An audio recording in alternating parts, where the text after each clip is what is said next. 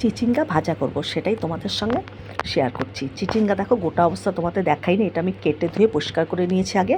তারপরে এই যে তোমাদেরকে দেখাচ্ছি এখন চিচিঙ্গা। দেখো এটা আমি ভাজা করবো, একটু আলু কুচি করেছি আর পেঁয়াজ দিয়ে। চিচিঙ্গা আমরা অনেক রকমভাবেই খাই, তো আজকে আমি ভাজা করব।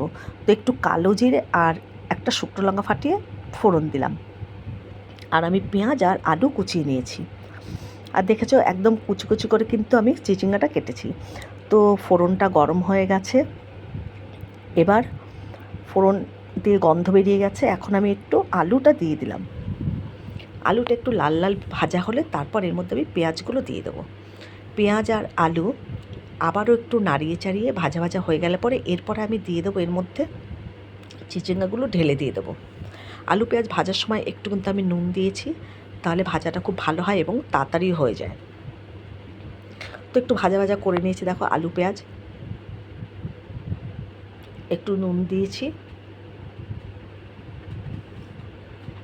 আর একটু হলুদ দিয়েছি। এখন এবার ভালো করে একটু নাড়াচাড়া করে ভাজা ভাজা হলে এর মধ্যে দিয়ে দেবো চিচিঙ্গা।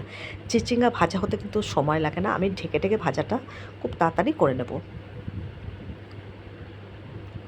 এবার পেঁয়াজ আলু দিয়ে চিচিঙ্গা ভাজা খেয়ে দেখবে বন্ধুরা, খুবই কিন্তু ভালো লাগে খেতে। চিচিঙ্গা আমরা তরকারি করে খাই, জ্যান্ত মাছের ঝোলে খাই, তো যাই হোক ডালে খাই, তো আজকে আমি ভাজা করছি। ভাজাও কিন্তু খেতে খুবই ভালো লাগে। এবার ভালো করে নাড়িয়ে চাড়িয়ে এবার একটু এটাকে ঢেকে রেখে দেবো, খুব তাড়াতাড়ি কিন্তু এটা সফট হয়ে যাবে। এবার এর মধ্যে কিন্তু আবার একটু আমি নুন দিয়ে দেবো, আবার একটু হলুদ দিয়ে দেবো। আগে তো নুন দিয়েছি, এর মধ্যে এবার নুন আর পরিমাণ মতন হলুদ দেবো।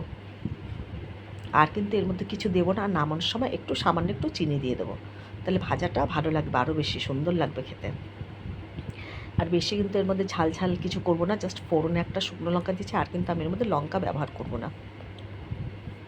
দেখো ভাজা ভাজা অনেকটা কিন্তু মজে গেছে, আর এটাকে পুরো ভাজা ভাজা করব।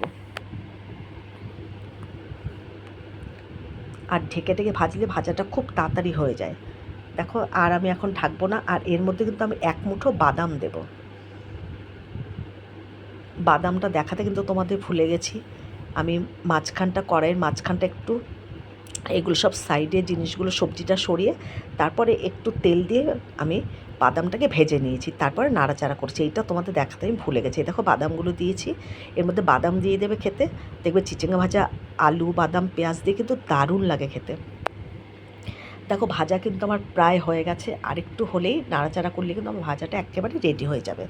দেখো নামিয়ে নিয়েছি কড়াইটা, এবার একটা প্লেটে রেখে দিচ্ছি। এই যে দেখো প্লেটের মধ্যে এখন আমি ভাজাটা নামিয়ে নিলাম, দারুণ লাগছে দেখতে।